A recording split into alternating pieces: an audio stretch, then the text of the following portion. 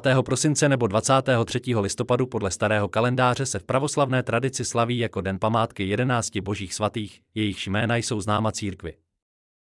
Zvláštní úcta se však v tento den prokazuje apoštolu Jakubovi, bratru Páně.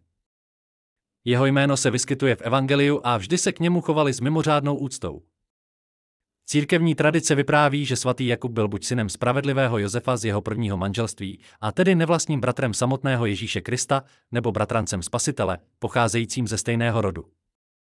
Právě proto byl v dávných dobách nazýván bratrem Páně podle těla. Je známo, že svatý Jakub doprovázel panu Marii a svatého Josefa během útěku do Egypta, když se svatá rodina zachraňovala před hněvem krále Heroda.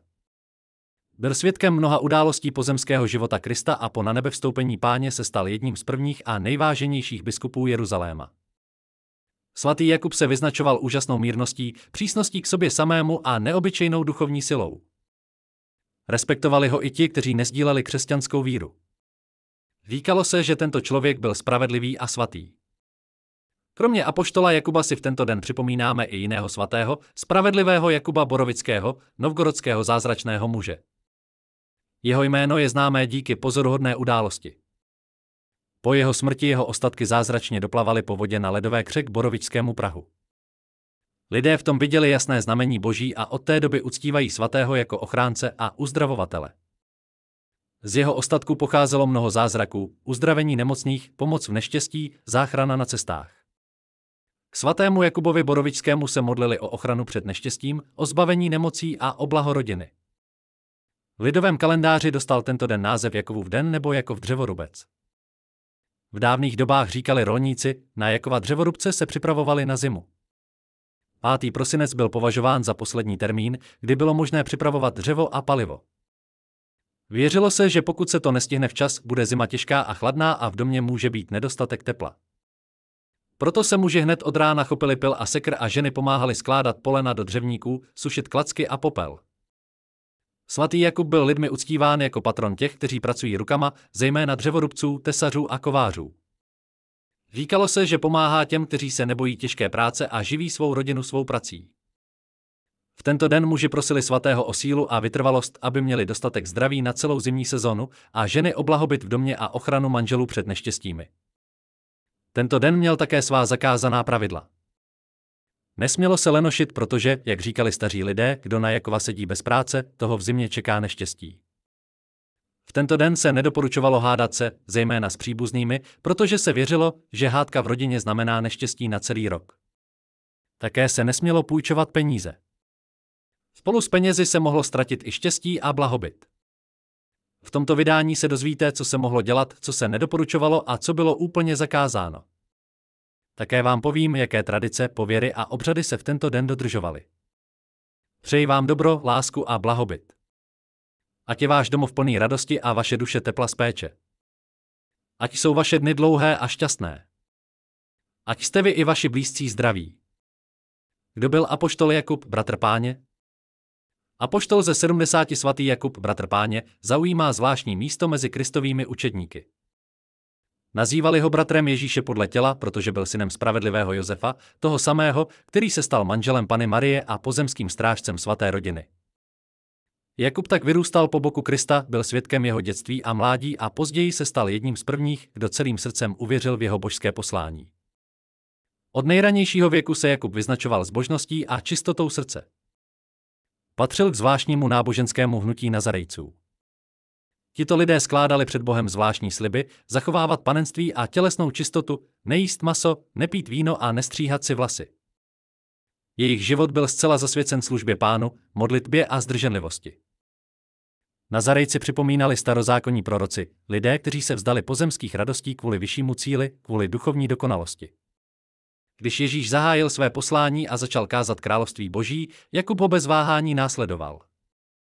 V jeho slovech uslyšel pravdu, na kterou čekal celý život. Spolu se svým bratrem Janem teologem se stal jedním z nejbližších Kristových spolupracovníků, účastníkem mnoha událostí, svědkem zázraků a znamení. Po vzkříšení Spasitele se Kristus poprvé zjevil právě Jakubovi mezi apoštoly.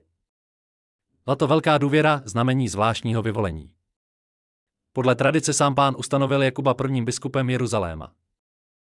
se apoštol stal duchovním vůdcem první křesťanské obce, která se scházela ve Svatém městě. Na rozdíl od ostatních učedníků, kteří se vydali do různých zemí kázat, zůstal Jakub v Jeruzalémě, aby posiloval víru tam, kde vznikla.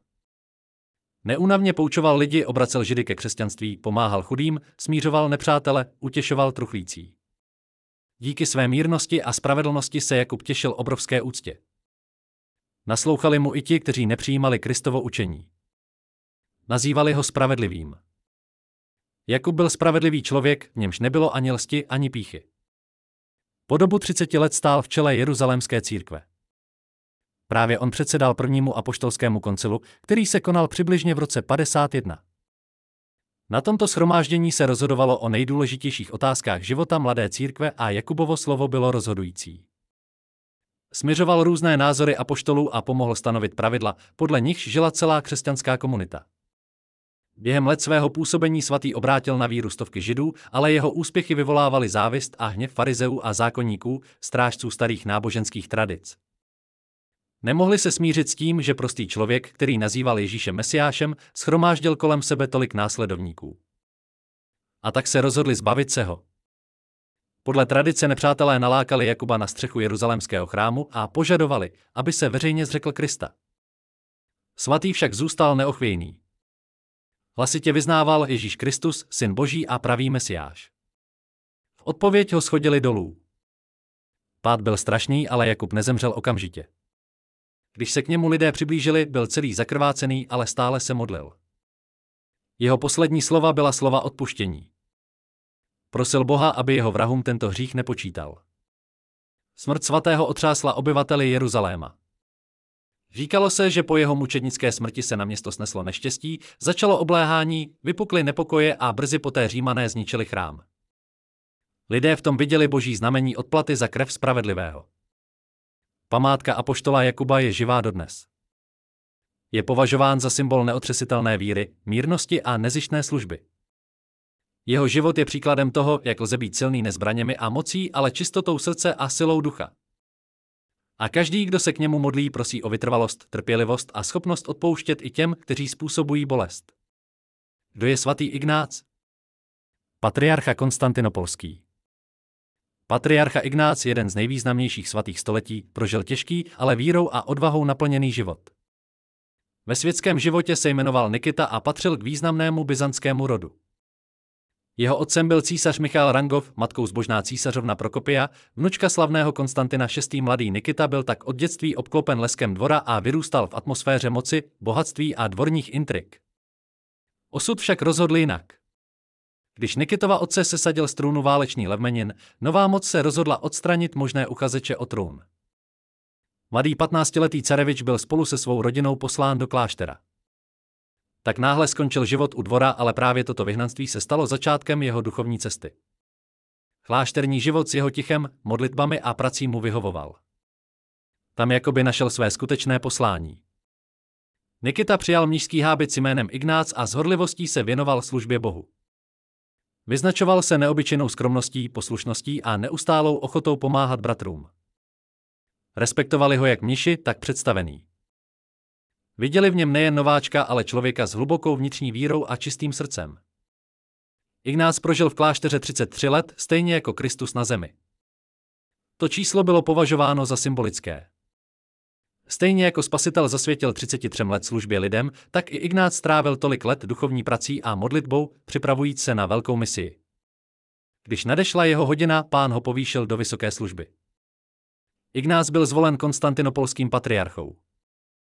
Lid jeho zvolení přijal s radostí, protože nový patriarcha byl známý svou poctivostí, přísností mravů a péčí o chudé. Nesnášel lži a pokrytectví, otevřeně vystupoval proti zíralosti, zneužívání a korupci, které v té době rozkládaly byzantskou společnost. Ale právě za tuto upřímnost musel draze zaplatit. Za vlády regenta Vardyho, strýce mladého císaře Michala III., vzkvétaly u dvora intriky a nemravnost. Ignác nemohl mlčet.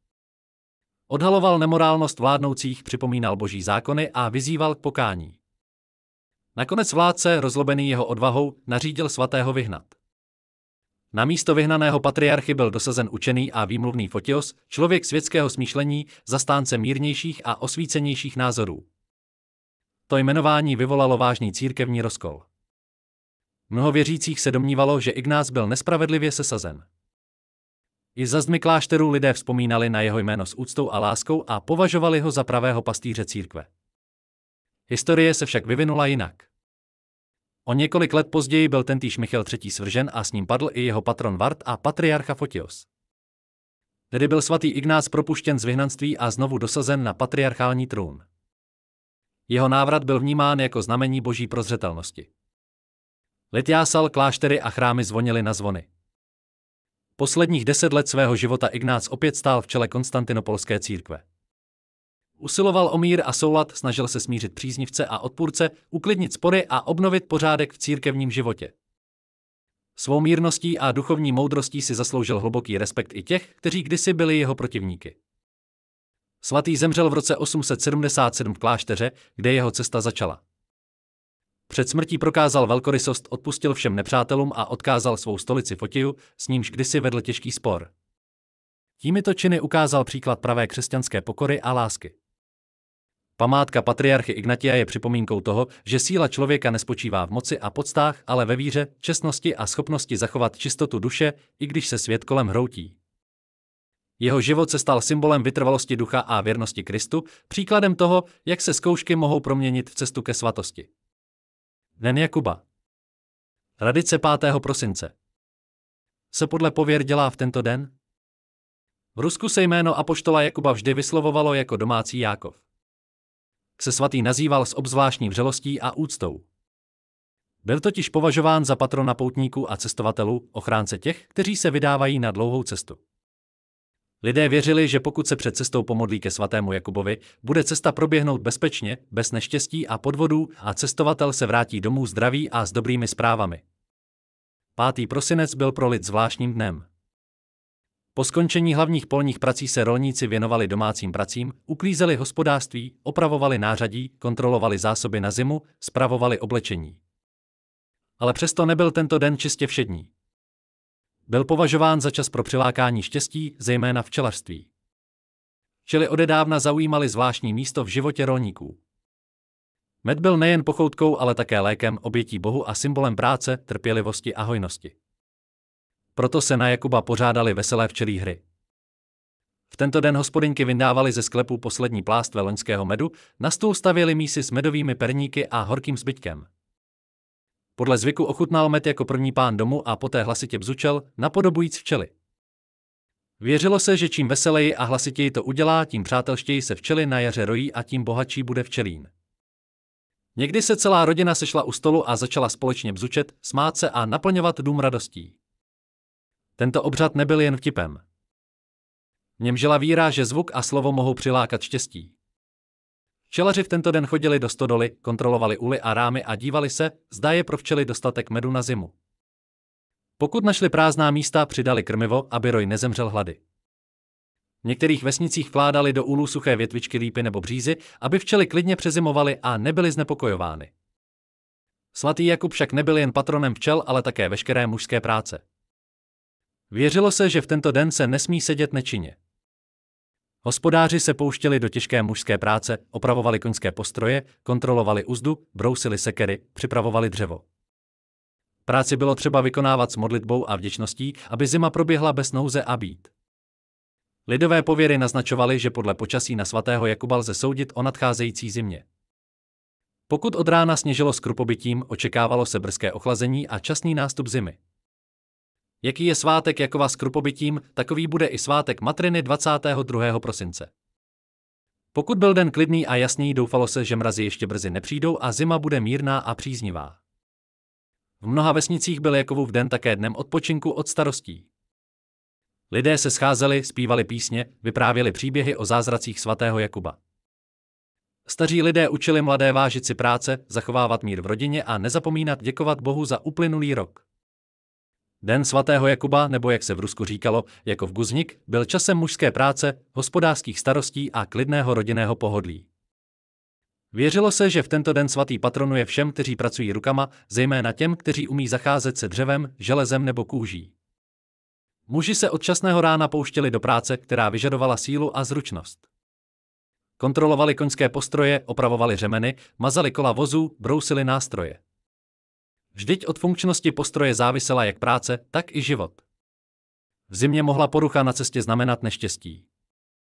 Proto se říkalo, na co se připravíš, celý rok na cestách nepoznáš smutek. Ale Naguznik se neomezoval jen na koňské postroje. Muži se věnovali tesařství. Řezali prkna, opravovali dveře, vyráběli lavice a koryta. Kdo ovládal řemeslo, sedl si za truhlářský stůl.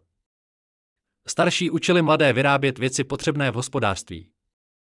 A ti nejšikovnější se pustili do výroby valenek. O to umění vytvořit obuv, která ochrání před mrazem a vydrží více než 1 rok. Ženy v tento den pomáhaly. Zdobily hotové páry výšivkami a ornamenty, šily barevné vlněné vzory, aby sváteční valenky nejen hřály, ale také potěšily oko. V minulosti se takové zdobené valenky šetřily a oblékaly se pouze o velkých svátcích nebo o Vánocích. Rolníci se také snažili do tohoto dne dokončit přípravu dřeva. Zima byla již na prahu a každý chtěl mít jistotu, že mu v krutých mrazech nevychladne srdce. Lidé říkali, kdo do Jakova nenakoupil dřevo, ten v zimě bude klepat zuby. Proto v tento den vesnicích zněl zvuk sekr, voněla pryskyřice a čerstvé dřevo. Věřilo se, že pokud se podaří dokončit přípravu dřeva do Jakova dne, dům bude teplý a život klidný a harmonický. S Jakovovým dnem se spojovaly i zvláštní přírodní znamení. Říkalo se, že v tento den se podzim loučí se zemí a ustupuje zimě. Pokud napadl druhý sníh, hustý a měkký, který ležel rovnoměrnou pokrývkou a netál, rolníci se radovali, zima bude mírná a léto úrodné. Odtud pochází rčení, sníh napadne, chleba přibude. A pokud sněhové vločky byly malé, říkalo se, jako s vločkami, čekej zimu s mrazivým počasím, protože od 22. prosince na Matrionu už začaly opravdové mrazy. Zajímavý zvyk existoval i u večerního stolu. K večeři se v tento den nutně jedl kousek lopuchu. Zdálo by se to jako podivné pohoštění, ale skrývalo se v něm starodávné význam. Lopuch byl považován za rostlinu, která přitahuje štěstí a bohatství. Proto kousek tohoto kořene symbolicky přinášel do domu blahobyt. Jedli ho na znamení vděčnosti zemi za uplynulý rok a prosili, aby ten příští nebyl horší. Svátek zakončovali modlitby ke svatému Jakubovi. Muži ho prosili o pevné zdraví, vytrvalost v práci a ochranu před neštěstím, ženy o rodinný klid a blahobyt. Věřilo se, že pokud v tento den rodina večeří společně a dům je plný tepla a světla, zima proběhne bez nouze a nadcházející rok přinese radost a dostatek. Na svátek svatého Jakuba, který se slavil 5. prosince, ožíval život na vesnicích zvláštním způsobem. Nebyl to jen den mužské práce a příprav, ale také čas, kdy se dívky snažily zjistit svůj osud, s kým je jim souzeno spojit svůj život, koho si vybrat za manžela. Od rána svobodné dívky tiše pozorovaly, nakukovaly do oken, kde bydleli svobodní muži. Nedělali to z pouhé zvědavosti, ale kvůli důležité věci, kterou bylo vybrat si vhodného ženicha. Pokud mladík v tento den pracoval, opravoval nářadí, sekal dřevo nebo něco vyráběl pro domácnost, znamenalo to, že je pracovitý, starostlivý a že s ním bude v rodině spolehlivý a klidný život. Ale pokud dívka viděla, že mladík leží na peci, zdřímne si nebo povídá bez práce, takového se vyhýbali. Lenoch, říkali, není pomocník v hospodářství a neuživí rodinu. Tyto dívky prostřednictvím jednoduchého pozorování jakoby dostávaly nápovědu od osudu. Rovněž se věřilo, že tento den je příznivý pro práci a obřady spojené se zemí.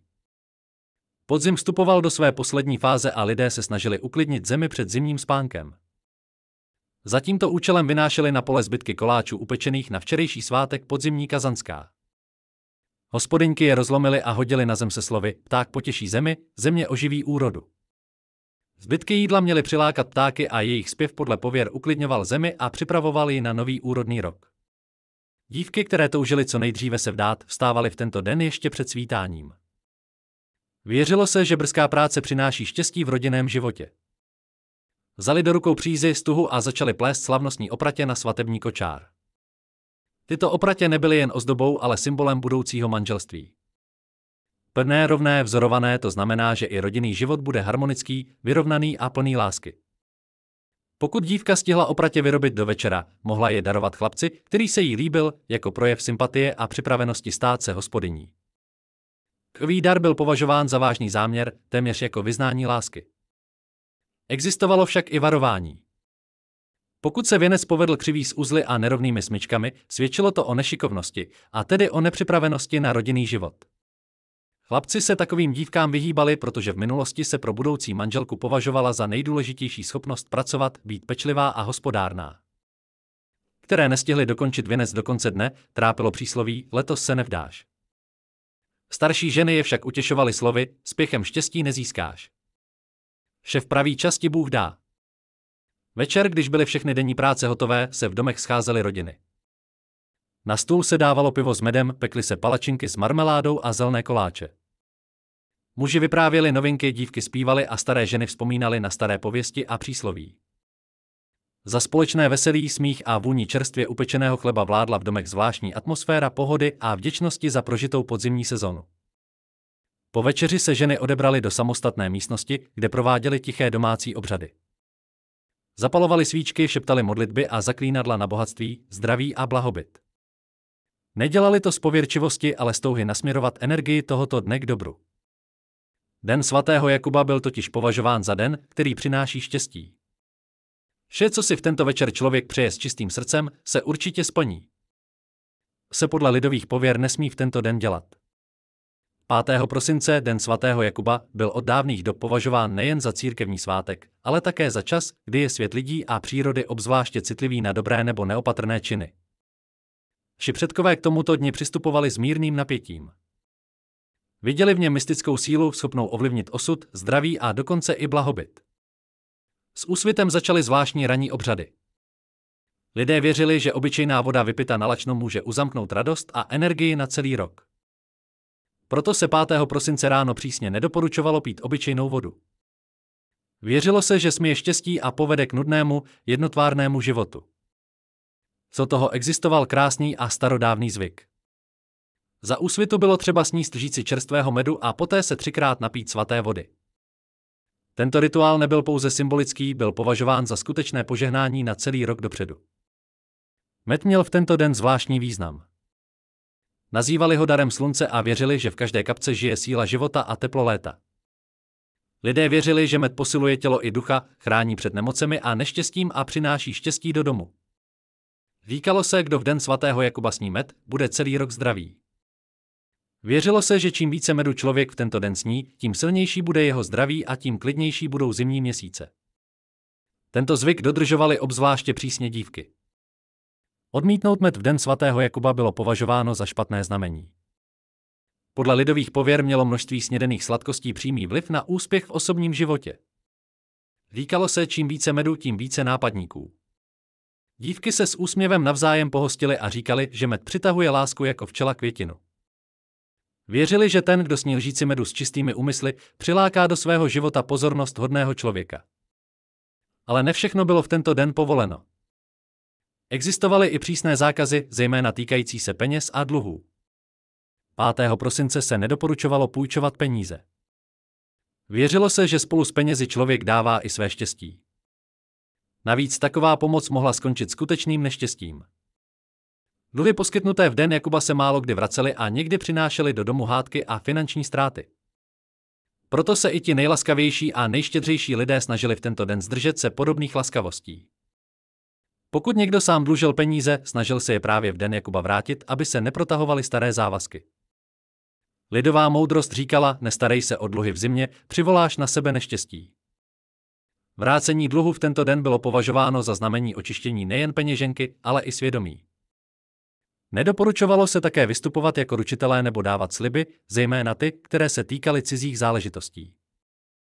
5. prosinec byl považován za čas, kdy má slovo zvláštní sílu a neuvážené souhlasy mohly vést ke ztrátám a nepříjemnostem. Jakub přikazuje, zdrž se řeči, abys pak nelitoval, říkali staří lidé. Den svatého Jakuba byl v Rusku považován za čas zvláštní rovnováhy mezi prací a klidem, veselím a zdrženlivostí, pozemskými a duchovními záležitostmi. Lidé věřili, že 5. prosinec vyžaduje od člověka vnitřní soustředění a moudrost. Sebemenší neopatrné slovo, neuvážený čin nebo porušení tradice mohly vést k nepříjemnostem, proto se ke všem činnostem v tento den přistupovalo s úctou a opatrností. Pro mladé muže platila přísná pravidla. V tento den se jim údajně doporučovalo zůstat doma, nechodit na návštěvy a nebloudit po cizích dvorech. Věřilo se, že ten, kdo se potuluje po cizích domech, ztrácí svou sílu a mužskou vytrvalost. Lidé říkali, Najakova sedí doma, šetří síly, a kdo se potuluje po cizích domech, ztratí štěstí. Byl to den mužské soustředěnosti, vnitřního posílení a prověření charakteru. Zůstat doma neznamenalo lenivost, ale šetření energií a její nasměrování do tvořivosti. Za zvláště užitečné se považovalo sníst ráno lžíci medu a zapít ji svěcenou vodou, a to nejen jako požehnání na celý rok, ale také jako symbol posílení ducha. Věřilo se, že med dodává muži sebevědomí, činí ho atraktivním v očích žen a posiluje jeho životní sílu. V dávných dobách matky a manželky povinně stavěly před muže na stůl med a chléb, aby byl mužský podíl sladký a sytý. Existovaly i další zákazy. Jedním z nich bylo kategorické varování před nákupy. Sváteční nákupy v tento den byly údajně považovány za špatné znamení, zejména pro svobodné muže. Pokud muž neuposlechne a něco si koupí, ať už jsou to boty, opasek nebo nový kabát, riskuje podle pověry, že dlouho zůstane bez nevěsty. Říkalo se, kdo na Jakovo něco koupí, ten o ženu přijde. Věřilo se, že v tento den každá nová věc odnáší část osudu a odkládá šťastné události. Nedoporučovalo se také pracovat pro jiné lidi, pomáhat v hospodářství, opravovat cizí věci, štípat dřevo na sousedově dvoře. Lidé to vysvětlovali jednoduše. Kdo v Jakovo pracuje pro jiné, ten se vzdává svého štěstí. I když byla pomoc nabízena z dobrých pohnutek, bylo lepší přesunout práci na jiný den, aby se nestratilo štěstí. Za obzvláště důležité se považovalo vyhýbat se hádkám. Jakýkoliv konflikt v tento den byl vnímán jako špatné znamení. Věřilo se, že slova pronesená s urážkou se nutně vrátí a člověk, který se choval hrubě k bližnímu, sám narazí na neštěstí. Proto se rodiny snažily trávit den v klidu a tichu. Mluvili klidně, nehádali se, i když měli důvod k rozčilení. Staří lidé říkali, na co mlč, do neštěstí se nedostaneš. Existovaly i každodenní zákazy. V tento den nebylo možné opravovat obuv nebo nábytek. Věřilo se, že takové činnosti přinášejí neštěstí do domu a přitahují drobné neštěstí. Také nebylo vhodné dělat dlouhodobé plány, diskutovat o stěhování, nákupech nebo začínat nové věci. Lidé říkali, že na Jakova se vše promění v prach, čímž naznačovali, že tento den je vhodnější pro bilancování než pro nové začátky. Pokud Jakovův den připadl na sobotu, považoval se za památečný. V tento den se vzpomínalo na zemřelé, modlilo se za duše předků, zapalovaly se svíčky a na okna se kladly pohoštění. Všechny hlučné akce, tance, písně a hostiny byly přísně zakázány. Bavit se v památeční sobotu bylo považováno za hřích. Kdo na Jakova tančí, zve do domu neštěstí. Z toho zábavy se lidé snažili strávit den v klidu, v zamyšlení a vděčnosti za vše, co prožili. Lze chodit do lázní? Návštěva lázní 5. prosince nebyla zakázána, ale bylo třeba k tomu přistupovat opatrně. Naši předkové věřili, že v tento den má voda zvláštní sílu. Je schopna nejen očistit tělo, ale také smít nahromaděné štěstí. Proto se nedoporučovalo dlouho se koupat, saunovat se do vyčerpání nebo pořádat saunové posezení. Pokud to však bylo nutné, například po těžké práci, stačilo se lehce omýt. Hlavní bylo poté nevylévat vodu na dvůr. Věřilo se, že spolu z ní lze vylít i zdraví. Lze se dnes stříhat? Lidové pověry neobsahovaly přímé zákazy stříhání a péče o vlasy. Naopak lehké zastřižení konečků nebo rozčesání bylo považováno za příznivé pro jasné myšlení a vyrovnaný život. Hlavní je dělat to v klidu a nespěchat, protože vlasy podle lidových pověr absorbují energii člověka a mohou jak uchovat štěstí, tak ho i připravit. Lze se vdávat? 5. prosinec nebyl podle lidové tradice považován za den vhodný pro svatbu. Říkalo se, že svatba na Jakova vede k životní rutině. Lidé věřili, že svazek uzavřený v tento den bude plný zkoušek a vztah bude nestálý. Proto se novomanželům doporučovalo počkat, zejména pokud bylo venku špatné počasí. Déšť nebo sníh v tento den byly považovány za znamení, že osud varuje před obtížemi. Je možné uklízet v domě? Zákaz uklízení neexistoval. Nadměrná aktivita však byla považována za nežádoucí. Věřilo se, že tento den vyžaduje klid a umírněnost. Kdo totiž na Jakova den uklízí dům do potu tváře, smete štěstí. Proto se uklízelo jen lehce, zametalo se, utíral se prach a provětrával se dům. To bylo považováno za dobré znamení, aby dům dýchal dobrem. Lze přesazovat rostliny? Od 5. prosince se zahradní práce zastavovaly. Země byla v této době již pokryta sněhem a jakékoliv přesazování mohlo vést ke zničení rostlin. Věřilo se, že vše, co bylo zasazeno v den svatého Jakuba, se neujme. Proto byl tento den časem odpočinku a vděčnosti zemi za úrodu. Lze věštit? Věštění v den svatého Jakuba nebylo podporováno. Naši předkové říkali, že na svatého Jakuba osud spí a nesmí se rušit. Jakékoliv předpovědi získané v tento den byly považovány za klamné a někdy i nebezpečné. Mohlo to přivolat mohu na cestu života. Věštby se obvykle prováděly později, blíže k zimním svátkům, kdy se podle víry lidu hranice mezi světy stávala tenčí. Jak interpretovat sny této noci? Sny, které se zdály v noci na 5. prosince, byly odpradávna považovány za zvláštní, nenáhodné, složité hry představivosti, ale za posly přinášející nápovědy o budoucnosti. Lidé říkali, že v tento den se hranice mezi viditelným a neviditelným světem stává tenčí. Duše snáze vnímá znamení a rozum je schopen je pochopit. Proto bylo třeba si vše, co se v této noci zdálo, zapamatovat do nejmenších detailů, naignorovat podivné obrazy a nebát se, pokud se sen zdál neobvyklý. Věřilo se, že sny na Jakuba odhalují tajný stav člověka, jeho vnitřní strachy, naděje a touhy. Pokud byl sen jasný, dobrý a zanechal pocit klidu a radosti, znamenalo to, že před námi čeká šťastné období. Takový sen hovořil o souladu se sebou samým a se světem, o tom, že v duši je pořádek a všechny potíže se brzy vyřeší. Za obzvláště příznivý byl považován sen, ve kterém člověk viděl sluneční světlo, zelené stromy, čistou vodu, med, včely nebo chrám. Tyto obrazy symbolizovaly očištění, obnovu, splnění tajných přání. Pokud byl sen znepokojivý, ponurý, zmatený, nebylo to považováno za špatné znamení, ale za varování. Lidová moudrost říkala, sen nepřináší neštěstí, ale radí rozum. Takové sny ukazovaly, kde se člověk mýlí, koho se má bát, na co si má dát pozor. Například pokud se zdály sny o temných vodách, bouřlivých řekách nebo lijácích, znamenalo to duševní zmatek, nahromaděné emoce, které je třeba pustit. Pokud se zdály schody, strmé stoupání nebo hory jako zkoušky, ale takové, které lze překonat, čím výš se podařilo ve snu vystoupat, tím blíže byl úspěch v životě. Sny se zvířaty měly zvláštní význam. Včely nebo med byly jistým znamením zisku, blahobytu a pracovitosti. Věřilo se, že pokud člověk ve snu jedl med, čekaly ho příjemné zprávy a finanční úspěch. Pokud se včela posadila na ruku, znamenalo to dar osudu, a pokud bodla, znamenalo to nečekaný zisk po překonání zkoušky. Kůň ve snu znamená cestu a nové příležitosti. Dobrý, dobře ošetřený kůň znamená věrné přátele a pomoc, zatímco nemocný nebo divoký kůň znamená nepředvídatelné změny, s nimiž je třeba být opatrný. Sny o domě jsou v tuto noc obzvláště důležité. Dům je symbolem samotného člověka, jeho vnitřního světa.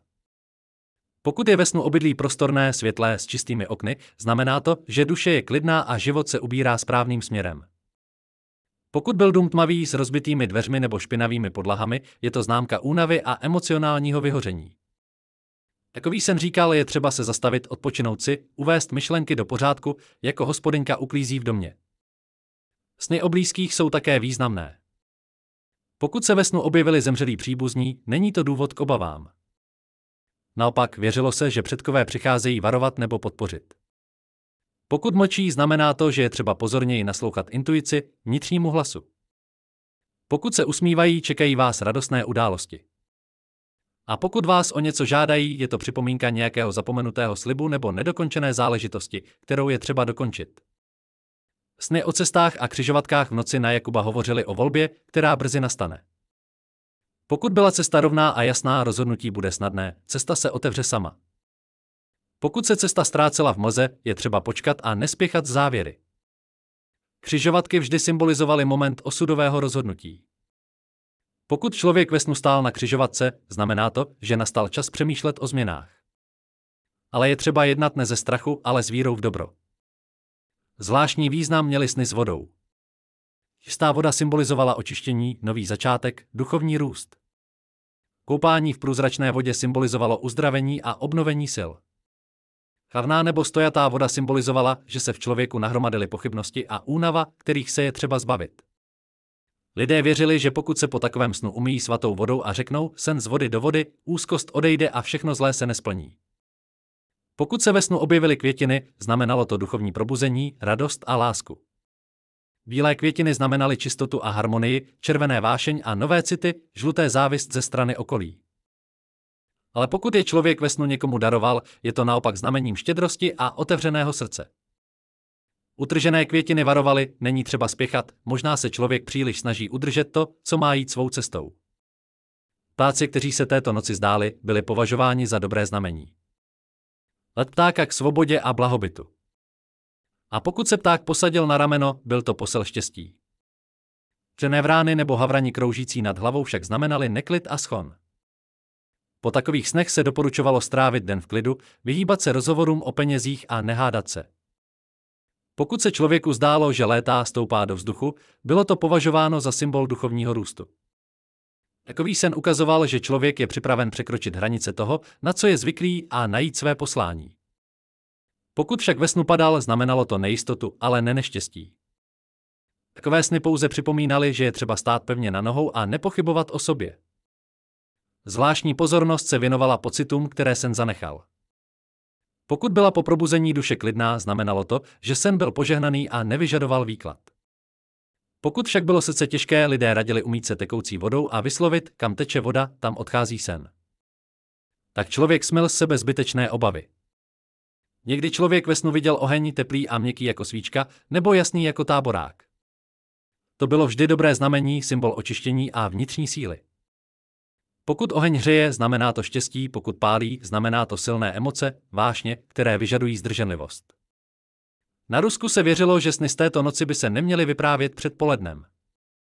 Dokud den nenabere plnou sílu, slovo může změnit význam snu. Je lepší si zapsat, co jste viděli, zapamatovat si detaily a pak v klidu přemýšlet o tom, co vám obrazy naznačovaly. Sny na Jakova nebyly považovány za doslovná proroctví. Spíše zrcadlem, v němž se člověk viděl takovým, jakým se vždy neodváží přiznat. Mohli poukazovat na skryté talenty, vnitřní strachy, potřebu něco změnit. Proto pokud byl sen živý a dlouho zapamatovatelný, je to důvod k zamyšlení. Možná se sama duše snaží naznačit cestu. Hlavní věc, kterou starci učili, ať už je sen jakýkoliv, jasný nebo znepokojivý, nemůžeme se ho bát. Vždyť sny nepřicházejí proto, aby nás děsili, ale aby nás naučili rozumět sobě samým. Pokud se člověk probudil s vděčností a mírem v srdci, znamená to, že noc proběhla pod ochranou dobrých sil a že ho čeká nový den s novou energií, jasnými myšlenkami a čistými úmysly. Obřady a rituály dne. Večer 5. prosince, když za oknem již padal časný podzimní soumrak a na ulici bylo slyšet jen praskání dřeva v kamnech, začaly ve vesnicích rodinné posezení.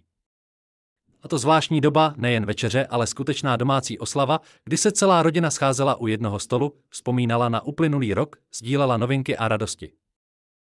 Na stůl se dávalo pivo s medem, nápoj, který zahříval tělo i duši, pekly se voňavé koláče se zelím, palačinky s marmeládou, hostili se navzájem čerstvým chlebem, medovinou a sladkým zbytnem.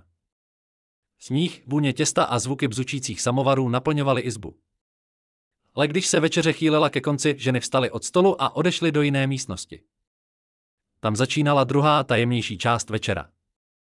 Prováděli starodávné obřady, šeptali modlitby, četli zaklínadla, zapalovali svíčky a pracovali s medem. Med byl v tento den považován za klíč k bohatství, zdraví a štěstí. Symbolizoval boží milost a práci včel, těch nejmenších prakantů, skrze které Bůh posílá lidem sladkost života. Obřad pro přilákání peněz. Vy do domu přišlo bohatství a materiální blahobyt, hospodyňka rozložila na stůl čisté bílé plátno, symbol čistoty myšlenek a otevřeného srdce. Do středu se pokládaly plástve s medem, symbol pracovitosti a hojnosti. Té se pronášelo zaklínadlo. Jako se nedají spočítat plástve medu, tak se nedají spočítat mince v mých kapsách. Jako med naplnil plástve, tak rubl naplnil mou peněženku. Po těchto slovech se ukousl malý kousek plástve, který se žvíkal a pronášelo se další zaklínadlo. Med je chutný, rubl v mé peněžence nebude osamocený. Med se lepí na včelku, peníze ode mě nezmizí. Bylo třeba sníst přesně 12 měsíců, aby bohatství přicházelo po celý rok. Poté se sbíral vosk, rozstavil se na ohni a hodilo se do něj 5 měděných mincí podle počtu lidských pocitů, aby bylo bohatství cítit ve všem, v domě, v jídle, ve zdraví, v radosti, v duši. Z získané hmoty se vyválela malá kulička a schovala se pod práh domu s přáním, aby peníze nezapomněly cestu k mému prahu. Věřilo se, že tento talisman bude přitahovat zisk a také chránit dům před ztrátami a závistivými pohledy. Rituál pro štěstí a blahobyt. Pro druhý obřad se brali 3 druhy medu: lipový, pohankový a květinový. Každý z nich má totiž zvláštní sílu. Lipový přináší mír a harmonii do domu, ovesný med přináší pevné zdraví a vytrvalost a květinový med radost, inspiraci a lásku. Kromě medu byla potřeba březová kůra, symbol čistoty a obnovy, a pramenitá voda, nabraná před východem slunce, když svět ještě spí a voda si zachovává svou prvotní sílu. Večer vzala paní domů kousek březové kůry, potřela ji lipovým medem a přitiskla si ji na čelo. Řekla, lipa kvetla, přilákala včelu a předala jí své štěstí. Vložila ho do medu a darovala mi ho.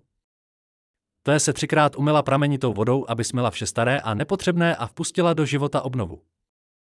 Poté byla kůra pokryta pohankovým medem a byly vysloveny stejné slova, pouze místo lípy se řeklo pohanka. To posilovalo sílu ducha a zdraví. Poté se znovu umyli vodou. Po třetí byla kůra pokryta květinovým medem a řekli, květina na lužuros, štěstí mi přinesla přes med. Po obřadu si 9krát opláchli obličej vodou a otřeli se ručníkem. Vodu vylévali pod břízu, která byla považována za ženské strom, chránící mír a harmonii. Březová kůra se nevyhazovala, ale sušila se a uchovávala jako osobní talisman. Věřilo se, že taková kůra absorbuje energii medu a stává se talismanem štěstí. Nosila se v kapse, vkládala do peněženky nebo pod polštář, aby štěstí neopouštělo dům a starosti se vyhýbaly zemi. Tak končil den svatého Jakuba v tichém teple, s vůní medu a čerstvého těsta, s vírou, že laskavé slovo, čistá myšlenka a poctivá práce mohou přivést do života vše potřebné, zdraví, radost a mír v domě. Znamení dne. Pokud se při špatném počasí oblaka při západu slunce zbarví do jasných barev, očekávejte další nepřízeň počasí. Pokud v tento den prší, bude příští rok bohatá úroda. Jihozápadní vítr při nízkém, pomalu stoupajícím atmosférickém tlaku a drobném dešti znamená pokračování nepříznivého počasí. Sníh napadne, chleba přibude. Od prvního sněhu je 40 dní do zimy, od druhého už je zima. Z nebe padají drobné vločky. 22. prosince už nastane plnohodnotná zima. Sníh, který napadne v tento den, neroztaje a přinese úrodný rok a příznivé počasí v zimě. Vyrazit na cestu na voze s jedním oje je hřích. Věří se, že na takovém voze jezdí sám ďábel. Pokud v tento den přemýšlíte o budoucí úrodě, návštěva své půdy na poli v příštím roce na sebe nenechá dlouho čekat. První mrazy obvykle netrvají déle než 3 dny. Na Jakova nasekejte dřevo pro teplo a pohodlí v domě. Čím více medu se v tento den sní, tím více ho bude v plástech v příštím roce. V tento den se nesmí ručit za cizí lidi, aby to nedopadlo dobře. Kdo se v tento den narodí, vyroste jako tvrdohlavý a svéhlavý. Sněhule, které v tento den přiletí, uklidňují pole svým zpěvem. Narození 5. prosince. Lidé narození v tento den se vyznačují silou ducha, nezávislostí a vnitřní pevností. Jsou tvrdohlaví v dobrém slova smyslu, nevzdávají se před obtížemi a vždy dosáhnou svého. Mají vyvinutou intuici, umí vnímat lidi a předvídat události. Jejich rozhodnutí jsou promyšlená a jejich rady přesné. Cení si poctivost, vyhýbají se falešným lidem, pomáhají těm, kteří jsou v nouzi, ale nesnášejí nátlak a nespravedlnost. Jmenovci dne: Ignat, Maxim, Jakov, Nikolaj, Ivan, Vladimir, Alexandr, Petr. Den svatého Jakuba, který se slaví 5. prosince, není jen datem ve starodávném lidovém kalendáři. Je to odraz celé vrstvy ruské duchovní kultury, v níž se úzce prolíná křesťanská víra, lidové pověry, moudrost předků a poetické vnímání světa.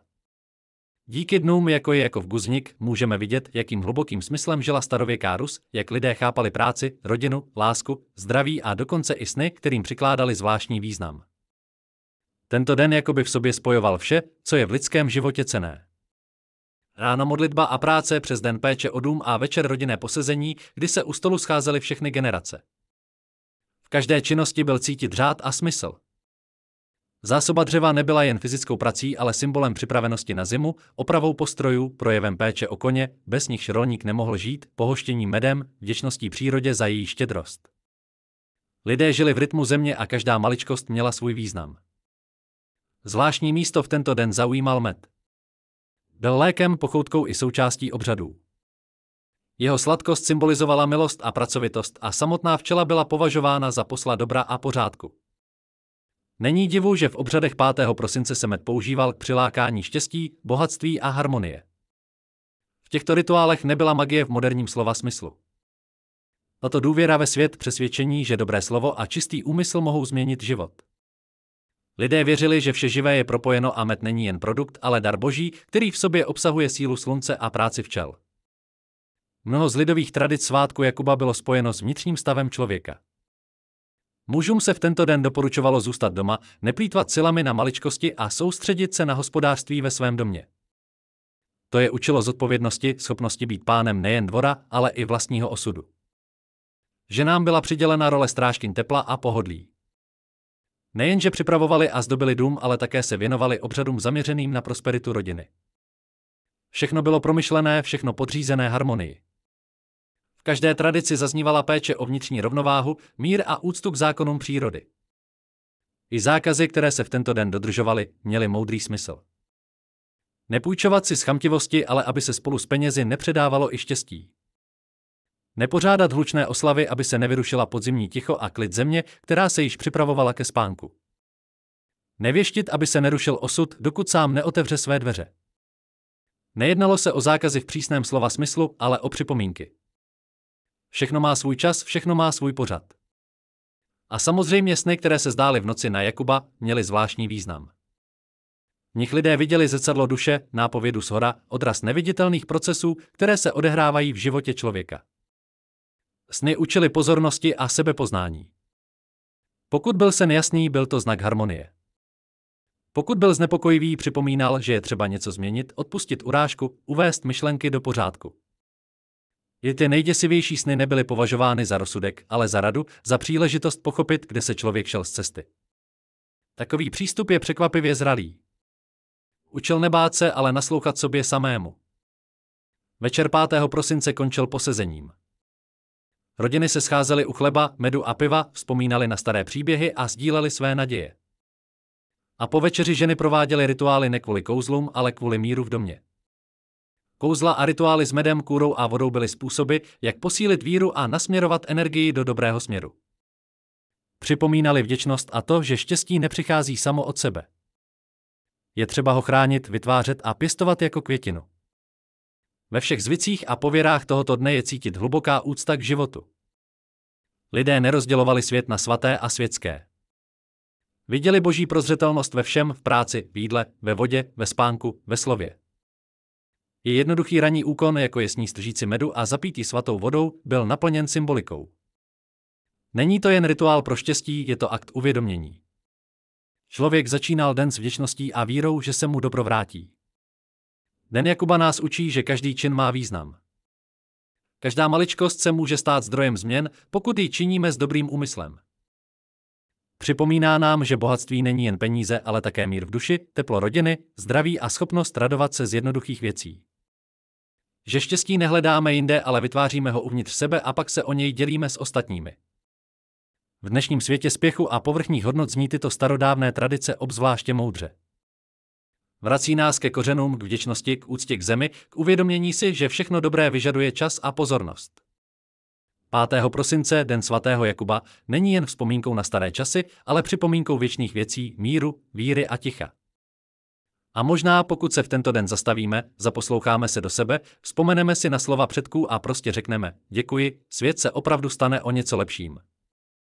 Vždyť hlavní v tomto svátku není med ani obřady, ani pověry, ale samotná podstata žít vědomě v souladu se sebou, se svými blízkými a s Bohem. Ano,